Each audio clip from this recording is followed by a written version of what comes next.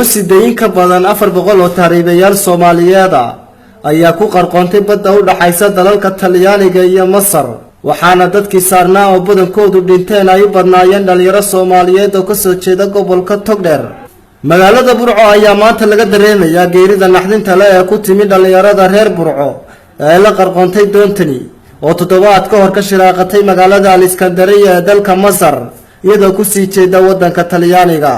dadka ku dhintay doontaasi oo muuqaalka sawiradoodu ay eheladii ay ka dhinteen soo gaarsiiyeen telefishinka Universal ayaa waxaa ku jiray alla naxariistii jannaha ka waraabiya lamaano dhalinyaro ah oo ka wada tagay magaalada Burco.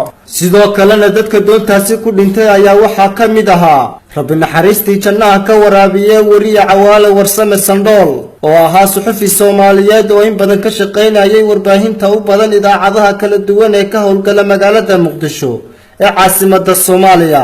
dadka ku dhintay doontaasi oo u badnaa dhalinyaro Soomaaliyeed ayaa badankoodu ka soo jeedaan dhalinyaro ka tahriibtay magaalada Burco. sanad kasta in ka badan 100 dhalinyaro Soomaaliyeed ayaa ku nafwaaya badweynta Talyaaniga. dhalinyaradaasi oo shaqooyin iyo nolol ka raadsanaya dalalka Yurub sidoo kalena dawladaha kala duwan ee ka jira dhulalka Soomaalida ayaa ku guuldareystay inay qorshe cad ka yeeshaan sidii loo joojin lahaa dadka Soomaaliyeed ee sanad kasta ku dhimanaya badaha shisheeye.